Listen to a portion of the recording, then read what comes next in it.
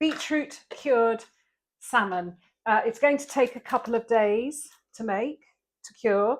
As I've said before, even though I'm curing it, because this is uncooked salmon, this piece of salmon I've got has been frozen and now defrosted.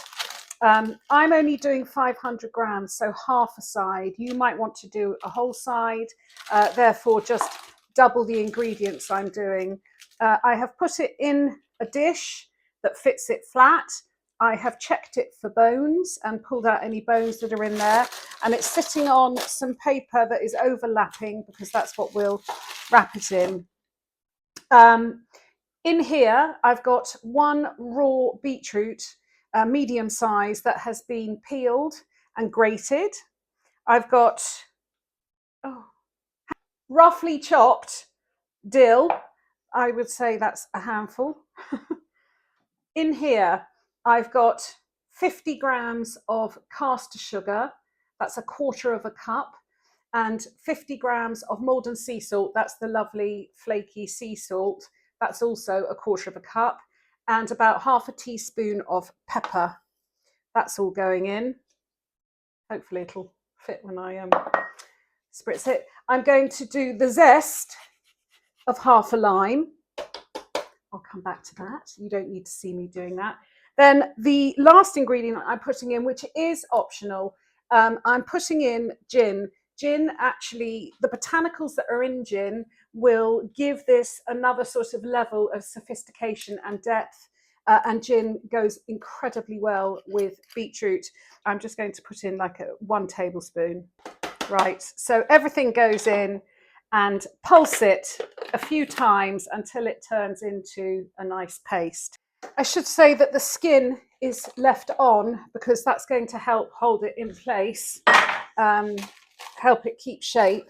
I've put some gloves on because I do not want to be coated in beetroot for the rest of the day. So you're going to put all of that fantastic cure all over, making sure that every part just on the top. This will go in the fridge for 48 hours to cure, but after 24 hours, take it out, open it up and flip the fish over.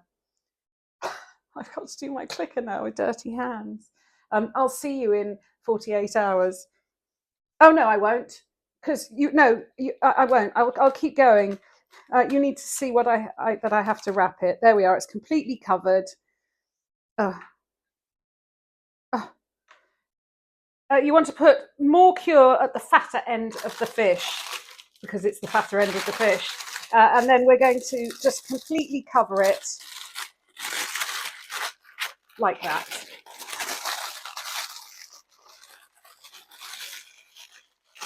Some people press their cure. I'm not going to, but I am going to put something to stop it bouncing back up. I don't know what it's going to be yet. I might just put a lemon on it. Hold it in place. See you in 2 days. There we go. I've just put a fork across it. Looks lovely. I dressed all in white today, thinking I'm not doing any messy cooking. But of course I forgot this is 48 hours after I have cured the salmon. So there it is. I'm going to scrape off the cure and I'm going to run it under the tap.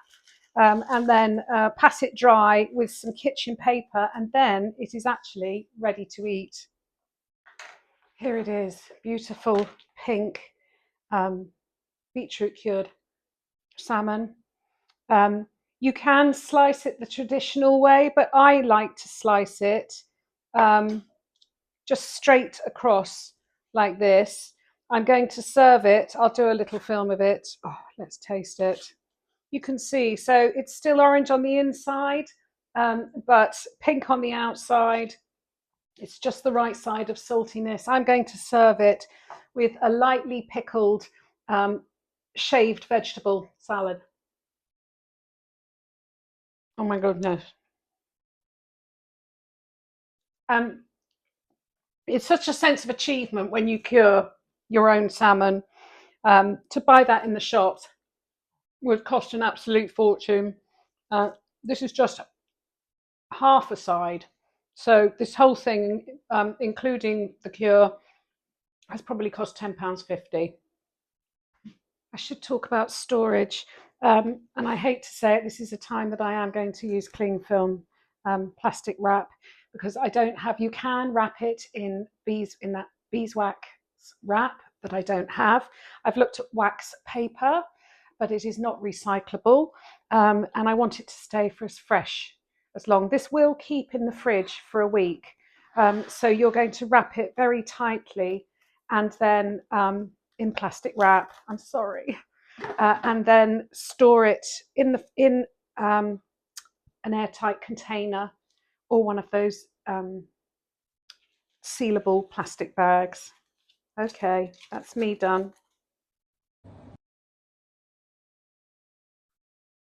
A shaved vegetable pickled salad.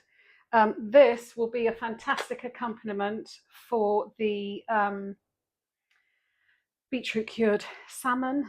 This is lovely on the side of fish. It's just a great thing.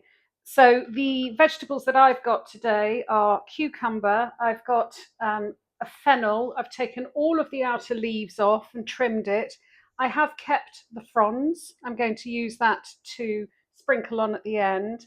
I've got some radishes because they are in season at the moment. Oh, and I've just got a little piece of cauliflower, which is actually, it's a little bit soft.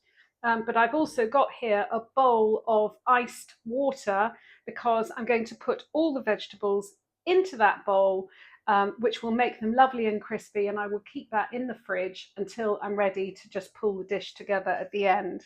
So I do have one of those big mandolin things, but it's a pain to wash up. So I've now got one of these little hand ones, but you do have to be careful with these because there is no guard to stop you cutting your fingers. But you're going to basically thinly slice all of your vegetables. I'll just show you, it doesn't matter. The cauliflower crumbles quite a bit, but it really doesn't matter. Please take your time if you're using one of these without a guard, and don't be afraid to leave bits at the end. I have already taken a slice at the top of my thumb, so take it slow and concentrate. I was going too fast. Luckily, I've still got blue plasters from my catering days. If you ever wondered why they're blue catering plasters, it's because if it drops off in the food, you can find it, apparently.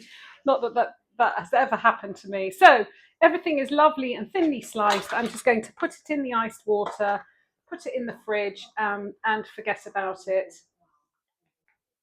I'll be dressing it with this condiment, white condiment from Balazoo, which I've talked about before. It's like a white balsamic.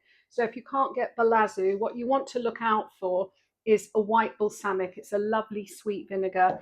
And I'm also going to use some cold pressed rapeseed oil. So this is very high quality oil. If you don't want to use rapeseed oil or you haven't got any, you could use extra virgin olive oil. And I'm going to, as well as some salt, I'm going to use white pepper because white pepper is spicier and I really quite like that with pickles.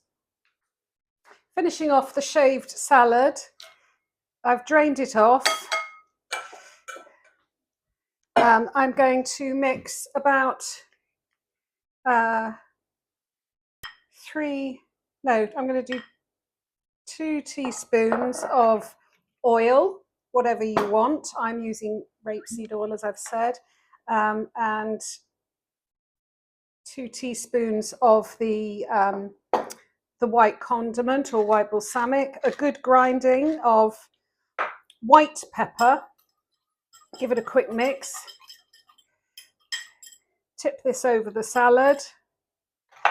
I'll just point. I feel really bad because I don't want to diss the makers of this. There is a protector.